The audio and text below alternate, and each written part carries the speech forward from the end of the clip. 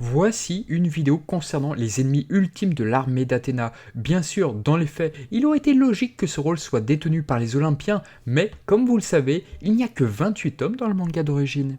Alors que nos héros ont triomphé face à 7 adversaires, les Marinas, Masami Kurumada pense probablement avoir fait le tour des personnages torturés, des combats où des frères s'affrontent entre eux. Puis plus tard, des disciples maîtres. Le manga est devenu célèbre pour ces tragédies, mais pour cette dernière partie prévue depuis la fin du sanctuaire, on revient vers des ennemis bien plus vils sans pourtant revenir sur leur motivation. Lors du tome 19, nous pouvons y voir les étoiles maléfiques s'échapper pour se réincarner dans de nouveaux corps. Alors petite question comme ça, si la bataille commence par cette libération, d'accord, mais que se passait-il en enfer? Comment donc était géré l'enfer avant leur libération? Mystère. Si cette partie trouve des inspirations autour de la Divine Comédie, l'auteur va s'inspirer des 108 étoiles du roman Au bord de l'eau. Que sont les 108 étoiles ? Ils représentent dans le roman les meilleurs chevaliers, alors attention, à l'intérieur d'entre eux se comptent des brigands. Le chiffre 108 est également une référence au bouddhisme, notamment sur le mala aux 108 perles. Alors bien sûr, on pourra se dire que Masami Kurumada a trouvé un joli concept, mais en réalité, un autre manga à succès avait utilisé ce roman peu avant lui. Ce manga, vous le connaissez tous, il s'agit d'Octonoken qui était publié à cette même époque. J'en profite pour faire une petite pub, mais le livre de Guillaume Lopez est très bien. Et comme vous le savez déjà dans ce manga, des personnages sont affiliés à des étoiles. Yuda est rattaché à l'étoile du charme, Shu à l'étoile de la bienveillance, etc.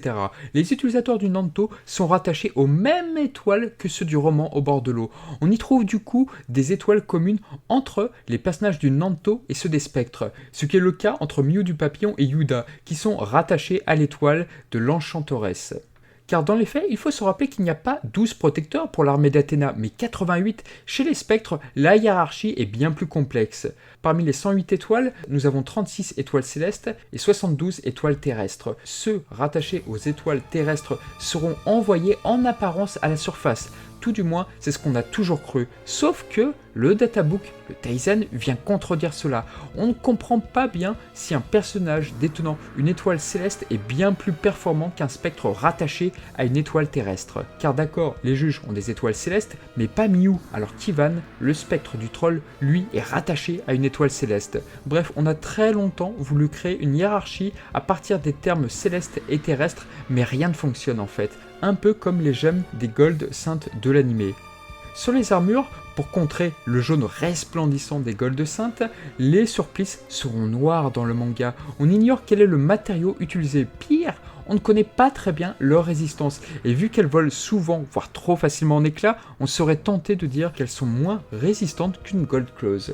Concernant les couleurs des surplices dans les OAV, ils sont majoritairement dans le ton gris, anthracite et violet. Kunio Tsujita, le coloriste attitré de la licence depuis le début de la série en 1986, s'est probablement inspiré de l'illustration color de Sion en Surplice versus Doko, publié quelques années plus tôt dans le Taizen.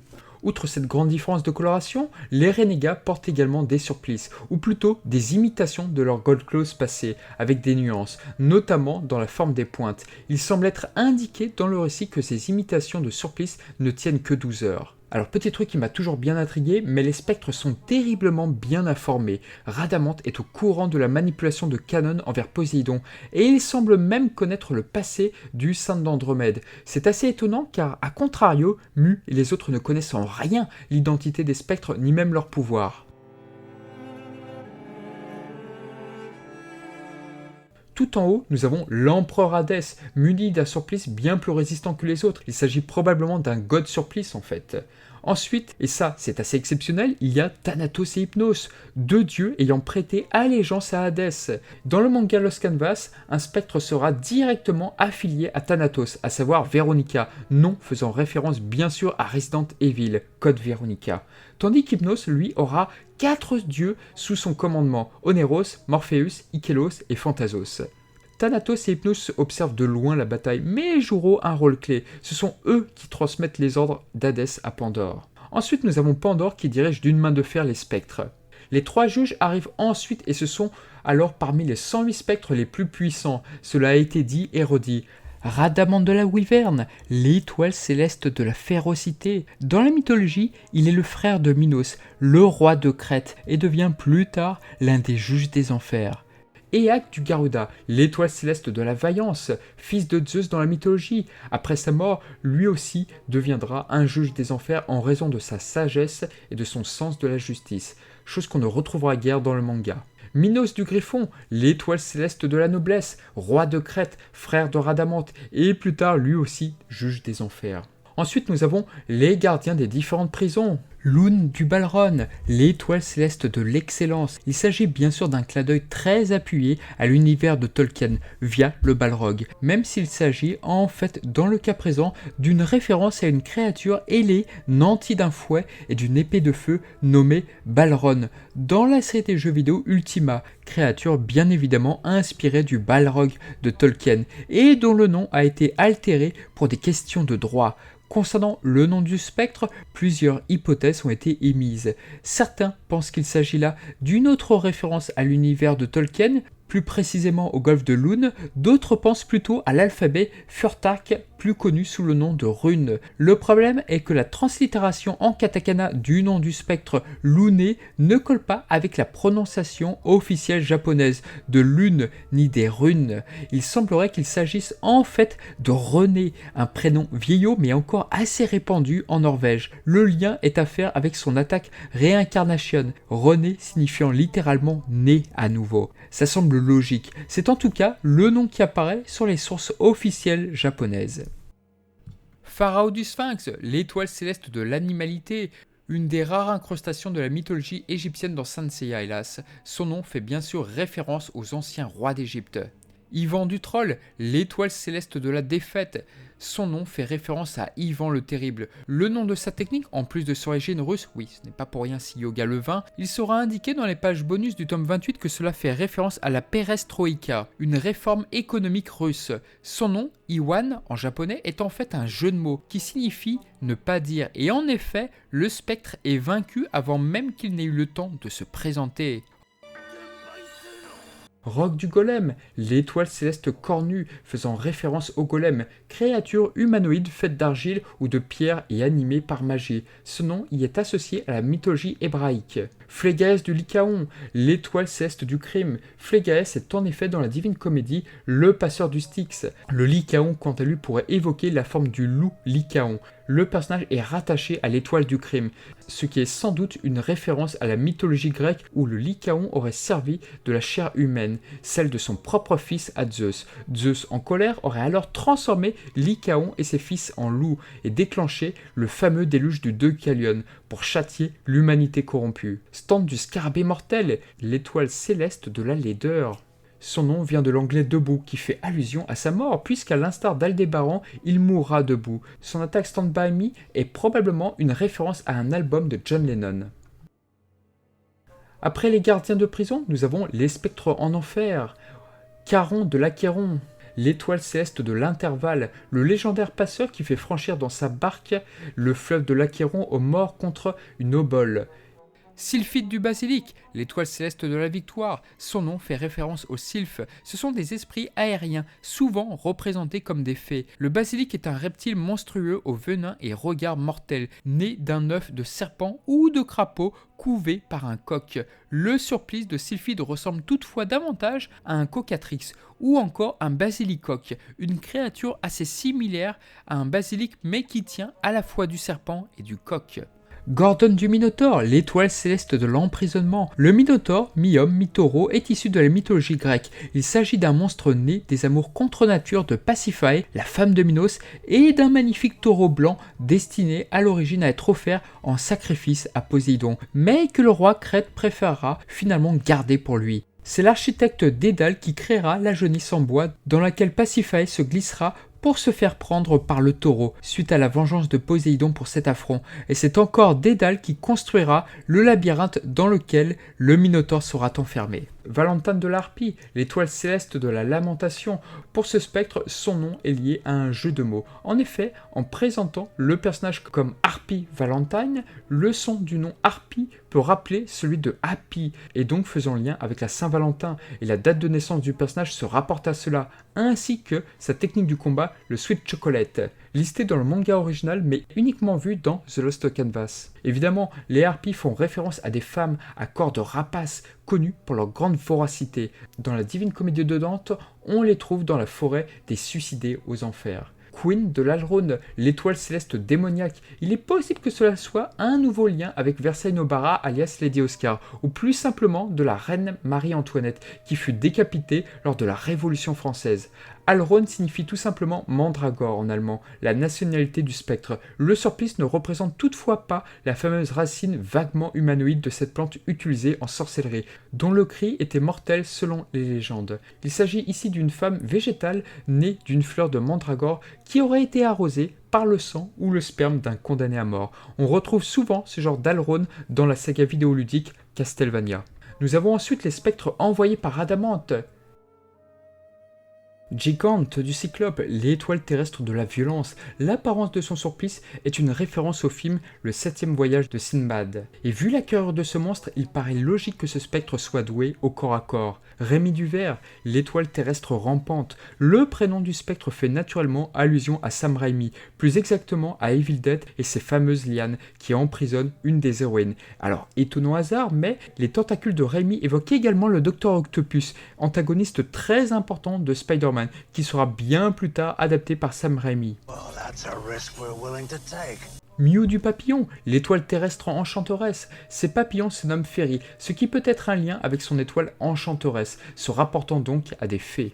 Dans la langue grecque, le mot papillon se nomme psyché. C'est peut-être pour cette raison que l'auteur aurait doté ce spectre-là d'importants pouvoirs psychokinésie. Le nom Mew vient sans doute de l'anglais mutant. Cube de Dulan, l'étoile terrestre de l'ombre. Le nom de l'étoile fut bien sélectionné pour ce spectre à mourir dans l'ombre par Saga. Le Dulan est un chevalier fantomatique qui ont probablement inspiré le mythe du cavalier sans tête. Ox de la Gorgone, l'étoile terrestre de la course. Il s'agit non pas là de la Gorgone à la chevalière de serpent, dont la plus célèbre représentation est la Méduse, mais du bovidé à la laine empoisonnée et au regard mortel, également connu sous le nom de Catoblépas. Le nom Ox signifie d'ailleurs bœuf. Mills de l'elfe, l'étoile terrestre de l'infériorité. Encore une étoile rigolote pour ce personnage tué par Camus. De manière étonnante, un spectre est rattaché à la figure elfique, ce qui est pourtant une créature dite positive. Zélos de la grenouille, l'étoile terrestre de l'étrangeté. À travers la mythologie grecque, le nom Zélos fait écho avec des sentiments tels que la rivalité, la jalousie, voire l'envie. C'est de là que vient l'adjectif zélé en français. C'est plutôt au raccord avec le personnage du manga. Le choix de la grenouille est une référence au roman Au bord de l'eau, où le porteur de l'étoile de l'étrangeté, Shang-Tingi, qui ramène de l'eau à des grenouilles, l'élément de l'eau semble logique avec le fait qu'il attaque Camus puis Yoga. A noter qu'avec ses pustules et sa forme massive, le surplice ressemble davantage à un crapaud qu'à une grenouille. Les crapauds sont souvent associés à la sorcellerie. Niobe du Deep, l'étoile terrestre de l'obscurité. Le monstre qu'il représente est tout droit tiré de l'univers de Lovecraft à travers les créatures des profondeurs, les Deep One. Ces créatures sont également réputées pour leur puanteur.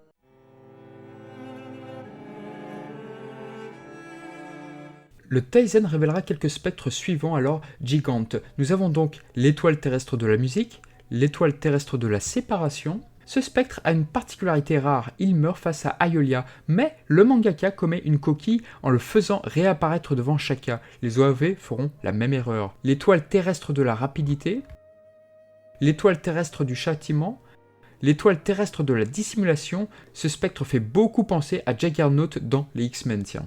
L'étoile terrestre de l'esclavage, l'étoile terrestre de la folie. Bien sûr, certains spectres apparaissent au sanctuaire, mais n'ont pas été nommés et demeurent encore un mystère. D'autres de la garde personnelle de Rhadamante vus au château de Pandore apparaîtront derrière Canon peu après la mort de Luné.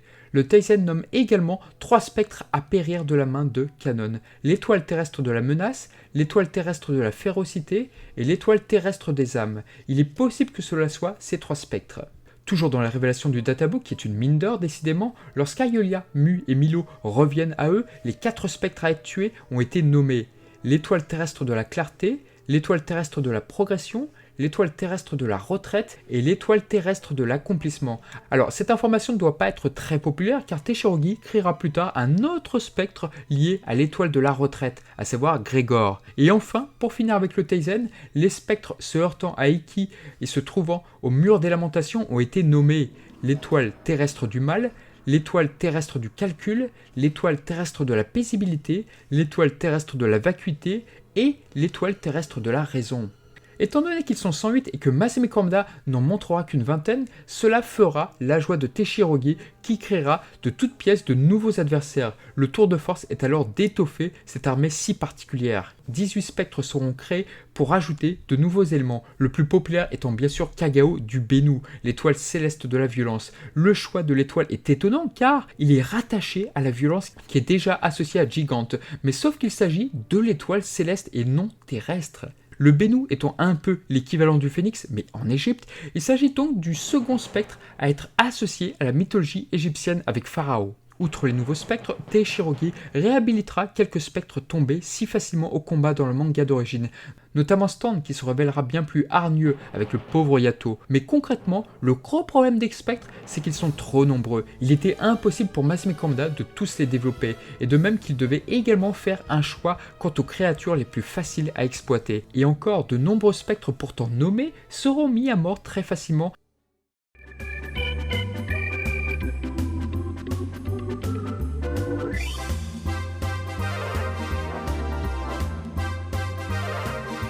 Et enfin, nous avons les soldats qui sont tout en bas de l'échelle. Contrairement aux soldats du sanctuaire et des marinas, ceux-ci disposent de véritables protections, à savoir des surplices, ce qui pourrait insinuer qu'Hadès est bienveillant au niveau des protections, même sur ceux tout en bas de l'échelle. On ignore leur niveau car contrairement aux soldats de Poséidon, qui accueillent Seiya et ses compagnons dans le manga, on ne les verra jamais combattre. Ironiquement, le seul à se faire tuer est Markino, mais par un autre spectre. Le fait qu'un soldat apparaisse dans les schémas d'armure avait quelque peu embrouillé les fans, pensant alors à tort qu'il fallait compter ces soldats parmi les 108 spectres. Or, pas du tout. Dans les OAV, on verra bien plus ces soldats pour mieux mettre en avant les Gold Saints arrivant au château de Pandore. Quant à Lost Canvas, Teichirogi les utilisera comme de la chair à canon, notamment lors de la partie où Eak affronte l'armée d'Athéna avec son navire. Les prestations des soldats ne seront pas marquantes, si ce n'est que la plupart périssent par Eak.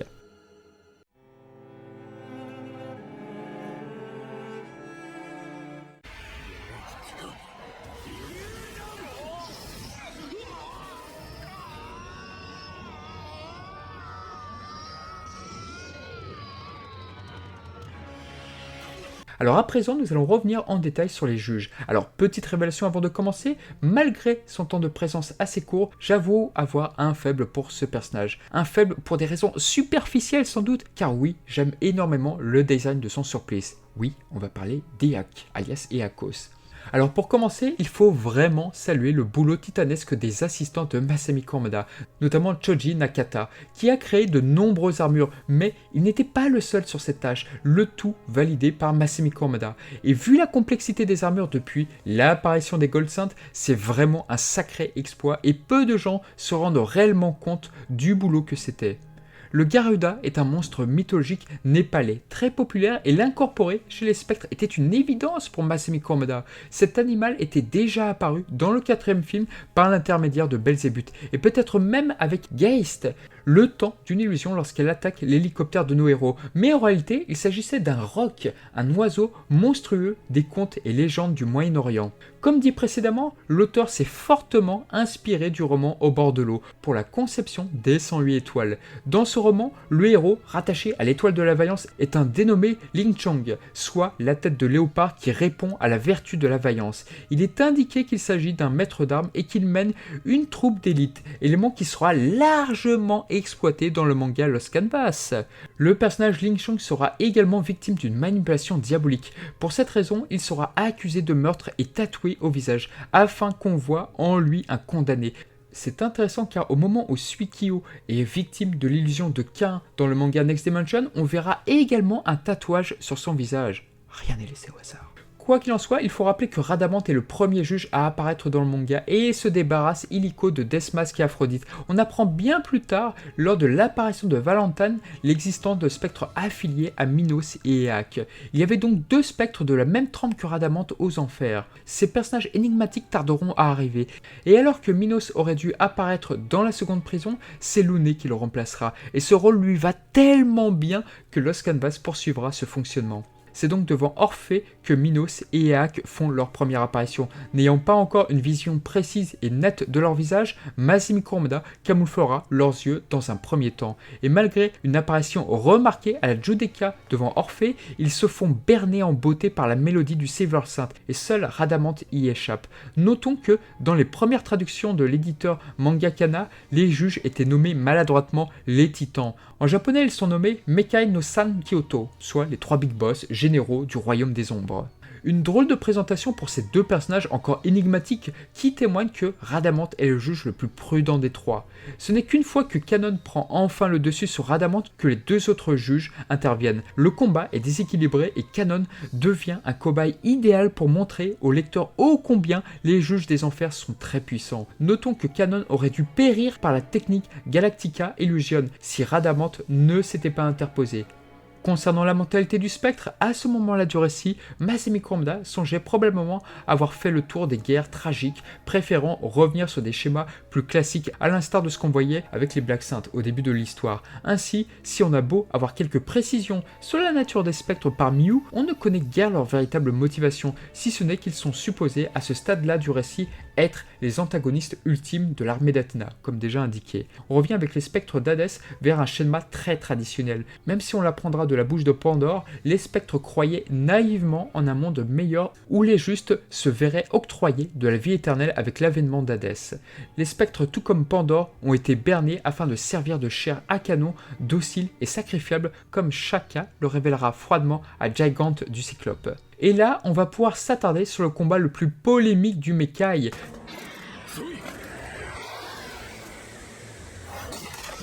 Car lorsqu'intervient Ikki, Masami Kurumada s'apprêtait à le faire opposer à un dieu. La férocité du Cosmo du Phénix est telle que même Hadès le remarque. Et il le fait naturellement qu'en tant que lecteur, nous, on puisse croire en ses chances de l'emporter. Le manga a toujours mis les juges tout en haut de l'échelle, et ce, depuis que Seiya et ses compagnons ont mesuré au château de Pandore ô combien Radamant était surpuissant.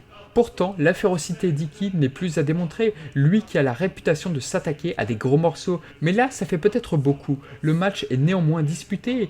Éaque prend l'avantage au début grâce à sa vitesse. Rappelons qu'avant cela, le mangaka fait perdre le casque à son personnage à la fin du chapitre, se donnant ainsi un petit peu de répit pour imaginer son visage. Et il fait beaucoup penser à Milo, je trouve, tout du moins dans les OAV. Un procédé habile quoi qu'il en soit, qui sera réutilisé plus tard sur Sylphid. Dans le databook du Taizen, les statistiques d'Éaque sont assez dingues. Il a 5 en points, 5 en projection, 5 en esprit. Alors là, il faudra m'expliquer pourquoi, vu l'illusion du phénix. 2 en armes et 1 en jambes. On a le même souci avec Bayan. Le Taizen donne cette impression de vouloir réhabiliter, parfois, certains personnages tombés facilement au combat. Bien sûr, il y a la fameuse scène où Éaque est dépassé par la vitesse d'Ikki. L'accent est mis sur les améliorations d'Ikki en plein combat, nous dit Kanon. Et bien qu'il soit un juge des enfers, l'esprit d'Éaque s'inclinera devant l'illusion d'Ikki. Le fiasco y est total, hélas. Signalons au passage une petite remarque bienvenue dans les OAV. En effet, dans le manga, Ikki dit en somme que pour vaincre Éaque, il lui suffit simplement d'être plus rapide que lui. Et aussitôt dit, aussitôt fait, ce qui est un poil abusé. Désormais, dans les OAV, Kanon signale qu'Éaque se déplace nettement moins rapidement depuis qu'il a été frappé par l'illusion du phénix. Si la ficelle reste grosse, ça passe déjà un peu mieux. Notons également que sur le AV7, on tient là un joli combat. Le rythme, l'animation, tout est vraiment plaisant à regarder. Il s'agit d'un épisode où le studio d'Araki Prod a pris du temps pour l'élaborer et cela se voit.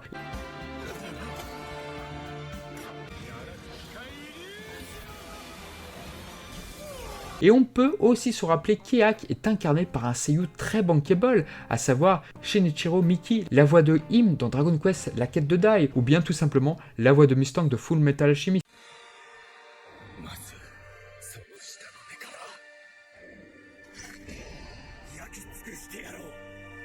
et plus récemment Zamasu dans Dragon Ball Super, une voix vraiment exceptionnelle. Chose amusante, mais la position d'Eak dans les OAV lorsque celui-ci est vaincu... Ouch, on a mal pour lui. Minos et Radamanth soulignent leur surprise de voir un homme de la trempe d'Eak être vaincu, mais rassurez-vous, l'étoile de la vaillance aura une belle revanche dans Next Dimension. Alors on va passer à la version dans Lost Canvas. Dans le manga de base, c'est Eak qui disparaît en premier. Ainsi, la mangaka s'est dit qu'il serait original de le voir partir en dernier cette fois-ci, ce qui ne sera pas tout à fait vrai puisque Radamanth revient bien plus tard dans l'intrigue. Quoi qu'il en soit, dans le manga, Eak fait preuve de beaucoup de sadisme et on nous montre à quel point la compassion, ce n'est pas fait pour lui. Ces hommes sont ni plus ni moins que des esclaves, ils disposent même du Garuda Chip, et oui, il existe. Franchement, cette page où Eak est aux commandes d'un canon, il y a une part de moi qui n'y croit pas trop. Mais ceux-ci sont des clins d'œil très appuyés au personnage de Ling Chong dans le roman. Et en effet, cet aspect-là de l'étoile de la vaillance n'avait guère été utilisé dans le manga d'origine. À vrai dire, lorsque j'ai lu la première fois cette partie du manga, j'ai tout de suite pensé à Octonoken, notamment à Suzer, qui se révèle être un méchant antipathique, et puis arrive la révélation finale. Pour affronter le juge des enfers, déployant alors des aptitudes certaines sur le vol, c'est le Saint du Sagittaire qui s'y collera. Un choix original, et il aurait été dommage de le voir affronter le Gold Saint des Gémeaux une nouvelle fois, selon moi.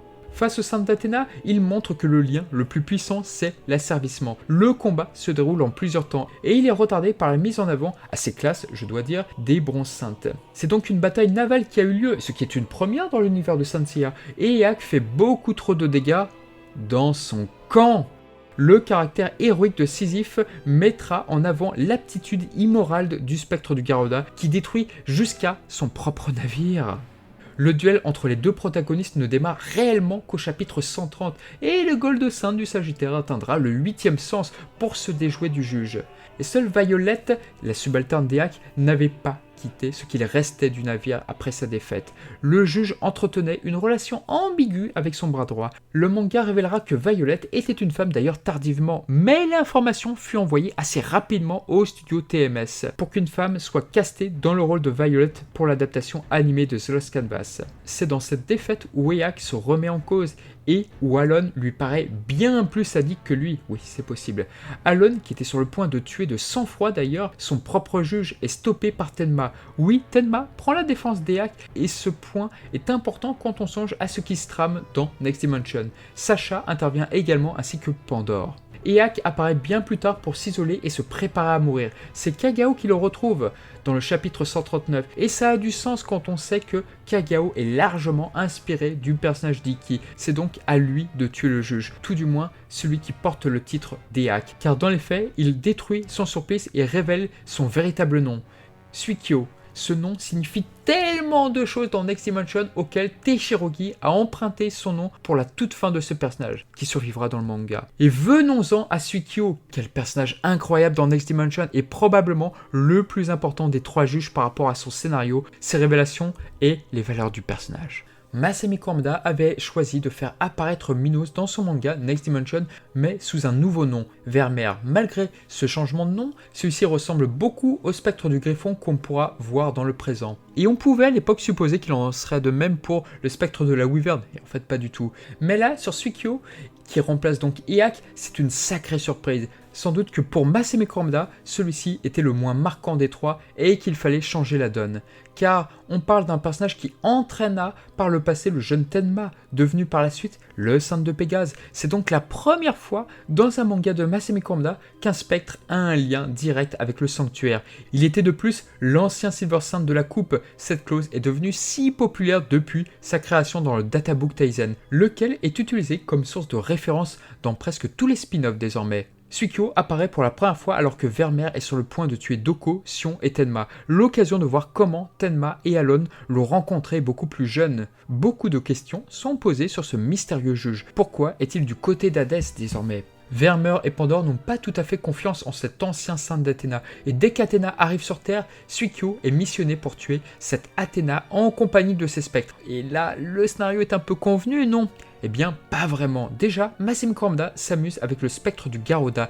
Il connaît les techniques de Sion, son ancien ami, et n'aura donc aucun mal à le vaincre. Et à l'instar de Saga, Shura et Camus, celui-ci pleure des larmes de sang. On comprend donc qu'il y a un sous-texte sur ses motivations, mais lesquelles? Ikki débarque très vite dans le passé et il fait face à Suikyo. Là encore, Masami Kurumada s'amuse en faisant quelques clins d'œil inversés à ce combat si décrié dans le manga d'origine.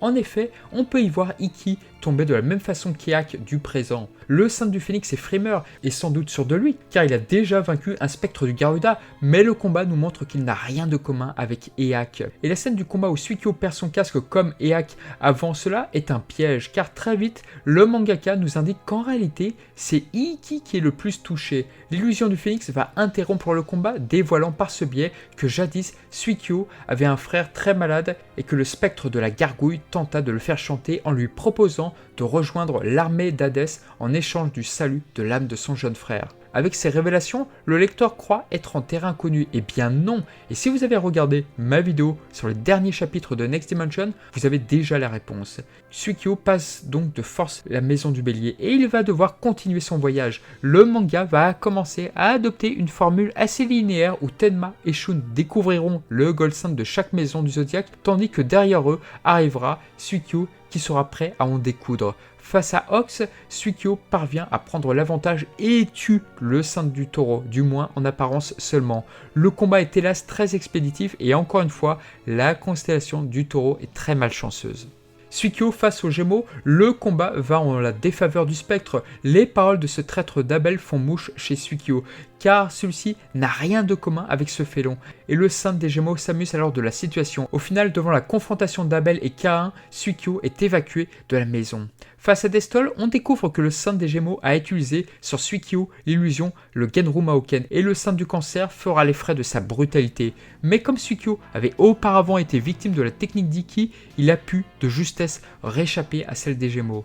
Suikyo dépasse alors Shun et Tenma et s'en va pour la maison du lion, mais dans son triste état, il ne fera pas de miracle face à Goldie, le lion de Kaiser. Un personnage semble avoir compris les attentions de Suikyo chez les Gold. Il s'agit paradoxalement de Destol, qui fait croire qu'il a rejoint les spectres. Plusieurs spectres s'en prennent à Kaiser, dont l'ancêtre de Raimi du Ver. Mais au fond, cette mascarade était là pour permettre à Suikyo de franchir cette maison pendant que Kaiser aurait les mains occupées. Shijima, le saint de la Vierge, tentera de trouver des réponses à l'aide de ses barrières indestructibles. Mais contre toute attente, Saori aide Suikyo dans le jardin de la Maison de la Vierge.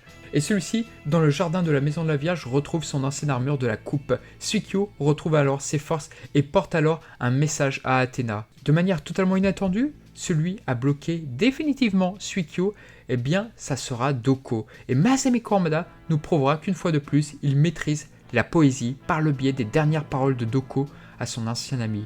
On pourrait croire que Suikyo a fait tout cela pour son frère, Suicho, mais l'intelligence du scénario nous fait oublier ses motivations à travers Odysseus, le 13e Gold Saint qui occupe toutes les pensées des lecteurs. On découvrira plus tard un lien inattendu entre Suikyo et Odysseus.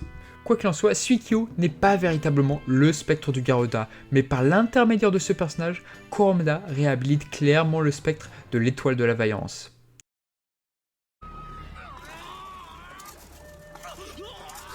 On va enfin venir sur Minos, le spectre du Griffon. Alors fait rare, mais quel que soit le manga où vous verrez ce spectre, celui-ci sera toujours mis en valeur dans le récit. Il faut dire que son pouvoir est plus que pratique. Masami Kurumada s'en amusera ainsi que dans Next Dimension. Rattachée à l'étoile de la noblesse dans le roman Au bord de l'eau, cette étoile est associée à Shaijin. Malgré ses exploits bien solides, il rejoindra contre toute attente une horde de brigands dont il sera désigné capitaine. Là encore, le manga Lost Canvas reprendra à la lettre ses informations sur Shaijin, puisque dans le manga, Minos intervient avec les spectres qui lui sont affiliés. Et ils agiront tels des brigands sur le village d'Albafika. Dans le manga de Masami Kurumada, on revient très peu sur la noblesse du personnage, préférant ainsi revenir sur le roman de la Divine Comédie où en enfer il devient un juge. Il juge alors faussement les accusés.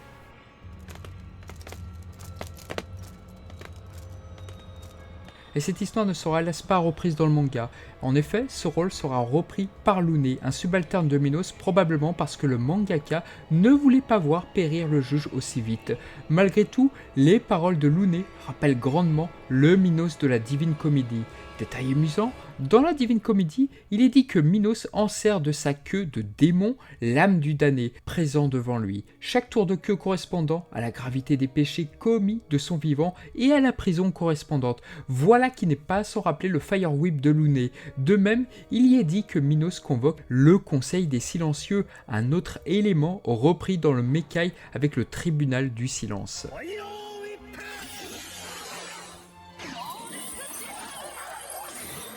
Minos intervient bien plus tard et ses yeux ne seront visibles que tardivement. S'il semble faire un duo avec Éaque au début de l'histoire, il faut dire qu'au début, en enfer, on ne connaît absolument rien d'eux. Seul Rhadamante a eu pour lui un traitement bien plus développé. Le juge du Griffon incarne l'efficacité, tant sa technique est singulière. En apparence, le marionnettiste cosmique pourrait faire songer à la technique de Bérénice de la chevelure du troisième film, puisque les deux techniques privaient les cibles de leur liberté en les immobilisant dans des fils cheveux invisibles. Mais Minos va plus loin, il désarticule les membres de ses adversaires.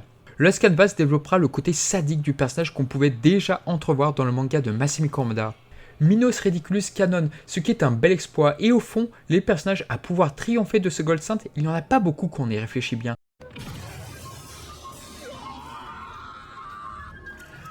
Les interactions seront mises en pause pour laisser place au combat d'Iki face à Hadès. Suite à une ellipse, on apprend que Rhadamante est resté avec Canon, tandis que Minos atteint la Judica. Il a dépassé on ne sait comment Shiryu Hyoga, qui faisait le même trajet que lui. Bon, à sa décharge, Rhadamante semblait s'être téléporté lorsque son combat avec Canon est interrompu. Pour rattraper le temps perdu, Minos se prend en pleine figure la déflagration due à la technique des Gold Saints, qui détruit le mur des lamentations. Le juge de la noblesse y survit et s'en sort presque indemne, ce qui est un sacré exploit. Dans Lost Canvas, Teshiragi semble y faire écho avec Rhadamante à travers le Zodiacal Exclamation.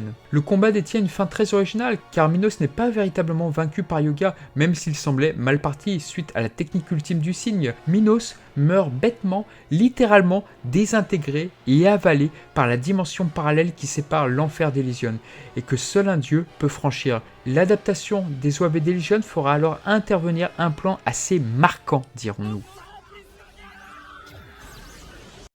Une fin pour prévenir que les bronzes disposent d'un passe-droit assez intéressant. Le sang divin d'Athéna offre à leurs armures une protection qui leur permet d'arriver à Elysion. Et les spectres n'avaient absolument pas connaissance de cette règle, puisque Minos et Sylphide meurent en voulant les rejoindre. Cet habile ressort scénaristique rappelle les inquiétudes de Rhadamante au palais de Pandore. Dans Lost Canvas, le juge intervient en premier comme je l'indiquais tout à l'heure, et ironiquement, il est le juge qu'on verra le moins. Son combat ne sera pas aussi long que celui de ses confrères. Le combat intervient à un moment où Alon n'était pas encore en mode sadique, ce qui est appréciable. Alors que le manga s'amuse à faire de nombreux échos avec celui de Masami Kurumada, ici, Minos affronte le saint des poissons et le combat est proprement original. J'en ai fait une vidéo d'ailleurs. Cette idée de voir Minos traverser le sanctuaire venait probablement de Masami Kurumada puisqu'il se passera la même chose dans Next Dimension. Chez Kurumada, le spectre ne se nomme plus Minos pour contourner le changement de personnage du spectre du Garuda, ainsi on parle ici de Vermeer et cette fois-ci Iki l'affrontera et sortira victorieux de ce combat. L'occasion de deviner ce qui se serait passé si le Saint du Phénix n'avait pas été téléporté par Pandore après son match contre Éaque. Mais celui qui subira les foudres de Vermeer, c'est le Saint du Cancer. Mine de rien, c'est amusant de voir la liste des personnages ciblés par le Griffon, car le juge aura mis à l'amende le Saint des Gémeaux Canon, Sion du Bélier, ainsi que Doko de la Balance au début de Next Dimension, avec Tenma, puis le Saint du Cancer à la toute fin. Ce juge aura humilié un bon nombre de personnages avant de s'avouer vaincu, un détail assez appréciable ce qui fait honneur à son rang. Mais Destol sera une cible assez unique puisque le juge est sans pitié pour ce triste personnage. Et comme je l'avais indiqué, on en vient au délire de la bouboule, avec Destol qui assène le coup de grâce au juge vaincu par Iki déjà. Il s'agit d'un des combats les plus étranges du manga, mais pour revenir à Vermeer, celui-ci fait preuve de ténacité et ne se laissera pas emprisonner si facilement dans l'Omerta. Pour rappel, l'Omerta est un item transmis sur plusieurs générations de saints des cancers. Lorsque quelqu'un ouvre ce cercueil et pose une question, les personnes prononçant une réponse se retrouvent aspirées à l'intérieur. Une nouvelle fois, Masami Kurumada ne tue pas le griffon d'une fin traditionnelle. Il tombe en effet dans le gouffre de la mort, à l'instar de Deathmask. En ça, la mort de Minos dans Lost Canvas brise un peu ce concept, bien qu'il ne soit pas vaincu par Albafika, mais par sa propre attaque via le bouclier de Sion. Donc on reste malgré tout sur une fin originale, même si je reste un petit peu sur ma fin.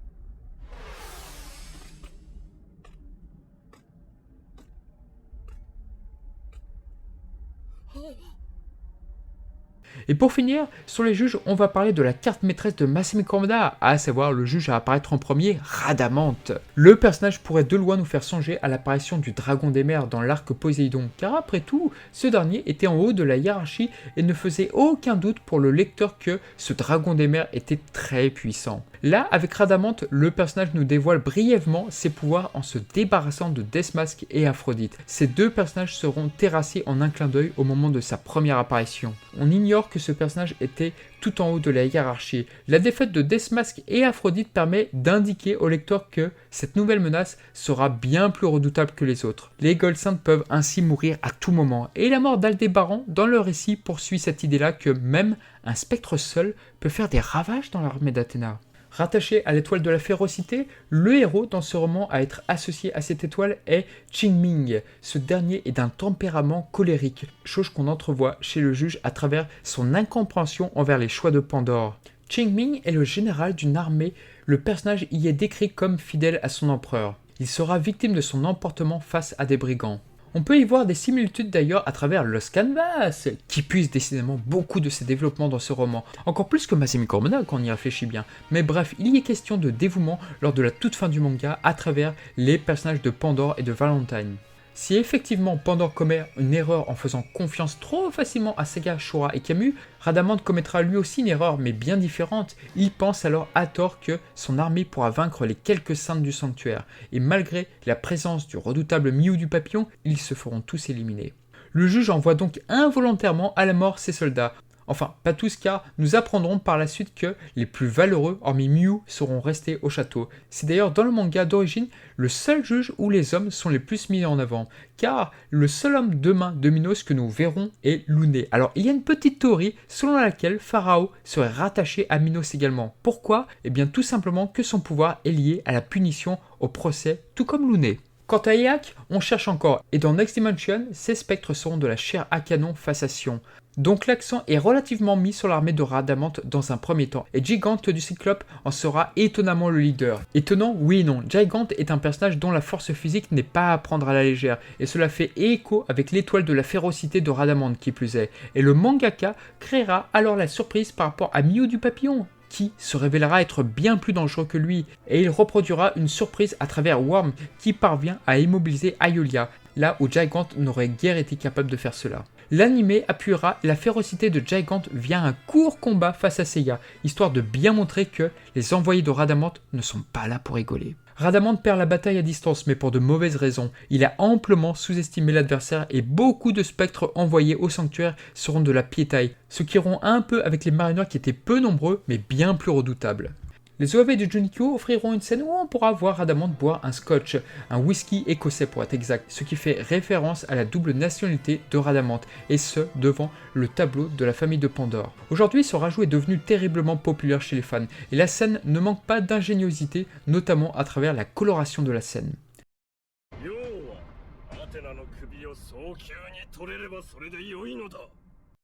Autre remarque, c'est bien sûr le seiyuu de Rhadamante, et ça, Shigehatsu Yamauchi a eu du flair concernant Koyatsu, car son timbre si fort, si grave, provoque un sentiment de puissance chez ce personnage. On est loin de l'interprétation de Seiichiro dans les OAV de Tokyo Babylon.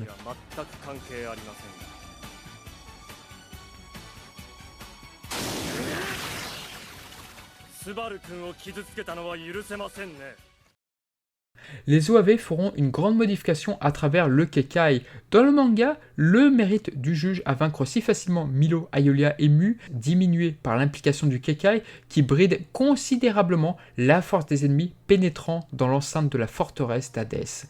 Or, cette information n'est pas dite de la même façon, ou du moins de manière très partielle. La présence d'un champ de force est simplement suggérée de façon sibylline avec Rhadamante signalant que sur le territoire d'Hadès, les Gold-Saints sont semblables à des nouveau-nés, ce qui donne cette impression de voir le juge bien plus puissant que dans le manga. L'adaptation a voulu frapper un grand coup. Le spectre de la Wyvern demeure très vite populaire en 2003 à travers le merveilleux épisode 13. On était en droit de se demander si Éaque et Minos subiraient eux aussi des modifications lorsque les OAV du Mekai N se faisaient attendre, et il n'en sera rien, hélas.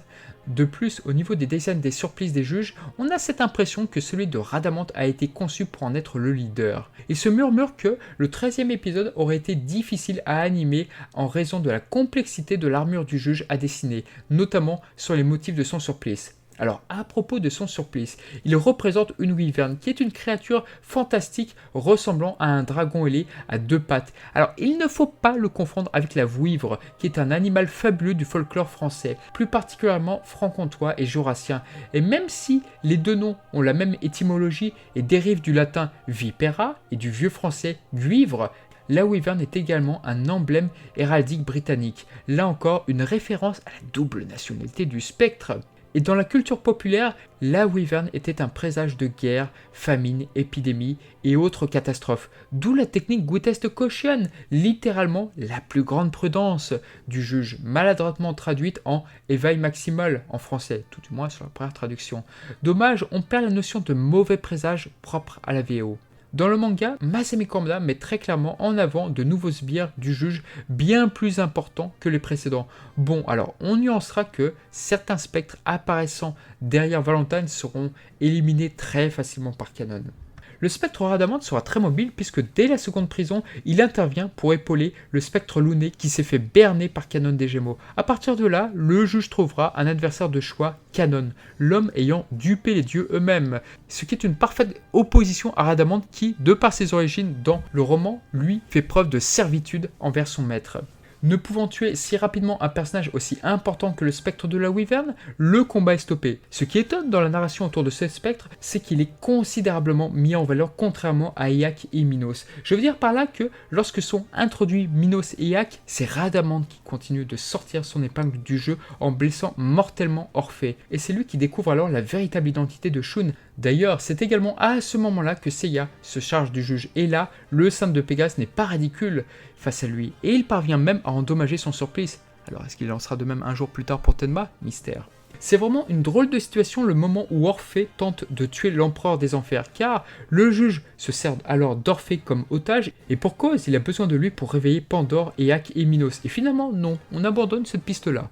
Bien qu'on ait pu le penser sur le papier, le spectre de la Wyvern ne sera pas un adversaire pour Seiya, et on laisse très peu de temps de répit à ce spectre. On a le droit à une scène intéressante où les trois juges conversent sur l'identité d'Hadès. Ce sont des dialogues intéressants car ils n'étaient absolument pas dans la confidence quant à son véritable corps. Teshaugi n'oubliera guère cela puisqu'au fond, Alon prendra les devants des spectres pour un retournement de situation assez spectaculaire.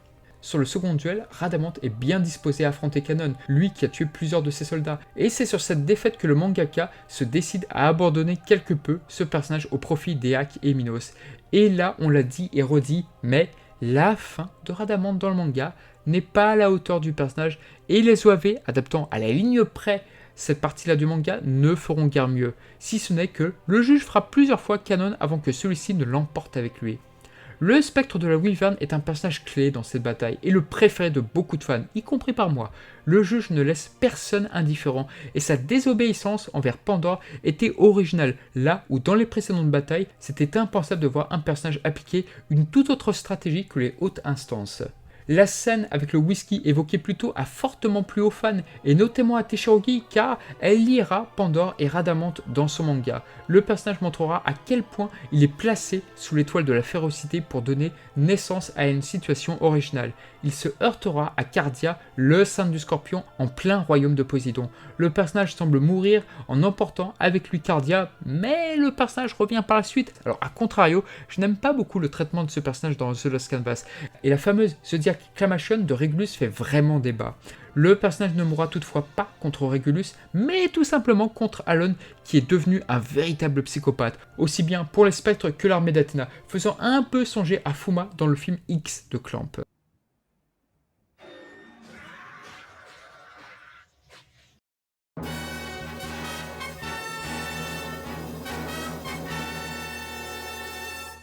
Dans Next Dimension, attention spoiler, le personnage est apparu il y a peu, c'est inespéré et contrairement à Vermeer qui ressemblait vaguement à Minos, le visage de cette nouvelle incarnation est bien différent, prenant les fans au dépourvu. Ici, il s'agit de Chagall, faisant référence au peintre Marc Chagall. Le spectre de la Wyvern tarde à apparaître et honnêtement, je commençais à me poser des questions. Dans les récents chapitres, Giulietta du papillon a été envoyée en Italie pour récupérer Sacha. Mais Tenma s'interpose. Ridiculisé par beaucoup de Gold Saints, Tenma impressionne sur ce court combat et met à profit ce qu'il a appris de son maître Suikyo. Giulietta est vaincue et c'est Chagall qui intervient à son tour et met fin aux exploits de Tenma, puisqu'il le vainc très facilement en plus de capturer Sacha, l'Athéna du passé qui n'est toujours pas réveillée. Les expressions du personnage n'ont strictement rien à voir avec Rhadamante et le personnage paraît étonnamment triste.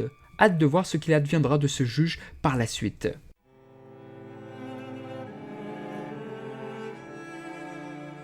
Alors cette partie-là de la vidéo est une pure théorie de ma part, il n'y a aucun document officiel qui vient attester cela. Je voudrais un peu revenir sur le chapitre 70 du manga, car je pense sincèrement que Masami Komda a effectué un retour arrière suite à ce chapitre. Dans ce chapitre-là, on nous présente Rhadamante, qui vainc très facilement Desmasque et Aphrodite, puis plus tard, Aldébaran meurt, lui aussi, mais par un spectre bien moins important que le juge. Le chapitre est très impressionnant, car 3 Gold Saints périssent, et ces nouveaux adversaires, ils sont au nombre de 108. C'est donc vraiment un chapitre choc. Et pourtant, je persiste à penser que le mangaka a fait chemin arrière peu après cela. Peut-être par des courriers des lecteurs, ou bien peut-être par des consignes de Muneharu Machida, son éditeur de l'époque, prétextant que le récit aurait été très loin pour appuyer la menace des spectres. Car on parle tout de même des Gold Saints. Car si on y réfléchit bien, Aldébaran sera le premier et dernier Gold Saint à périr par un spectre.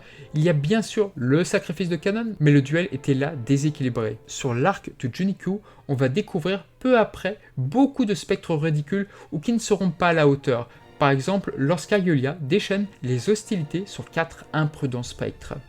Les performances seront alors moins impressionnantes et lorsque Mu, Milo et Aeolia sont vaincus, le manga insiste fortement sur la mention du Kekai, expliquant un peu mieux cette éclatante victoire du juge. La popularité des Gold Saints a dû jouer un grand rôle selon moi. Et par la suite, plus aucun Gold Saint ne sera tué par un personnage n'étant pas au minimum un juge. On trouve un cas assez unique dans Lost Canvas avec le personnage de Rasgado, qui est pour ainsi dire achevé par 2 spectres obscurs, Cube du Diulan et Wimber de la chauve-souris.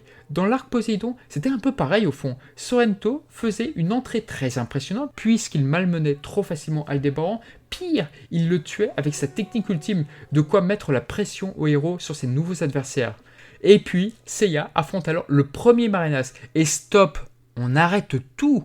La menace est fortement diminuée. Seiya indique en fin de chapitre que Bayan n'arrive pas à la cheville d'un Gold Saint. Par la suite, on apprendra qu'Aldébaran n'était finalement pas mort et que tout est bien qui finit bien, de quoi largement désamorcer le danger que représentaient les Marinas vis-à-vis du sanctuaire.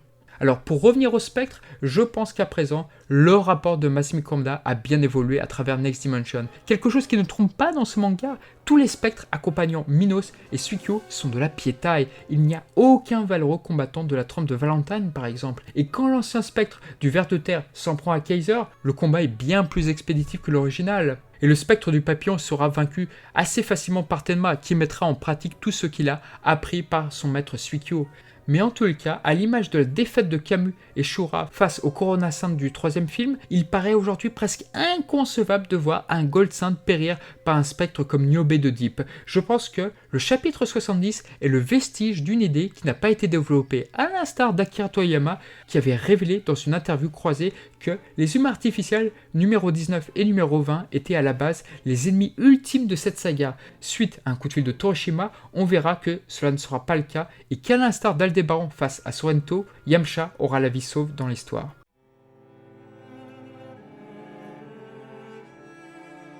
Ce qui frappe avec le manga, c'est le rythme assez singulier du récit.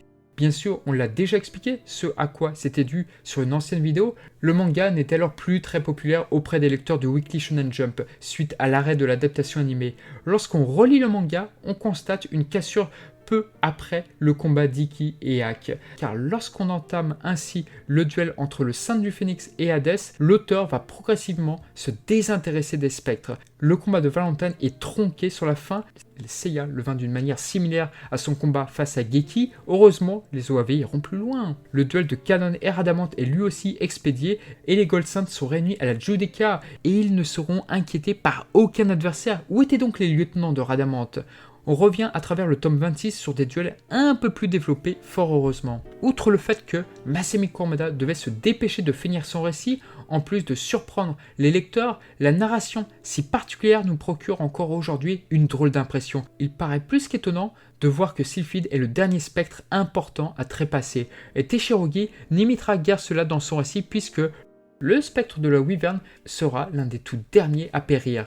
Associons à cela cette drôle d'idée de faire développer si tardivement les 3 derniers lieutenants de Radamant dans le château de Pandore. Il semblait très clair que ces 3 adversaires seraient des rivaux pour Hyuga, Shiryu et Shun. Finalement, seul Shiryu les affrontera histoire de rattraper le temps perdu. Et lorsque Iki tue alors de nombreux spectres, cette scène est là uniquement pour indiquer au lecteur que les 108 spectres ont péri. Bref, les spectres ont été un peu sacrifiés par le scénario en raison de la perte de vitesse du manga. Voilà pour cette vidéo sur les spectres. Je tiens à remercier chaleureusement Megrez Alberic. Sans lui, cette vidéo n'aurait pas pu se faire. Et bien que je le cite dans tous les crédits de mes vidéos, merci également à Senseiyapedia, notamment sur la traduction des spectres révélés dans le Taizen, ainsi que sur quelques références des spectres que je n'avais pas. Et un petit remerciement à l'administrateur de la page Senseiya Museum pour les modèles sheets des spectres. Voilà, quoi qu'il en soit, prenez soin de vous et à bientôt, salut.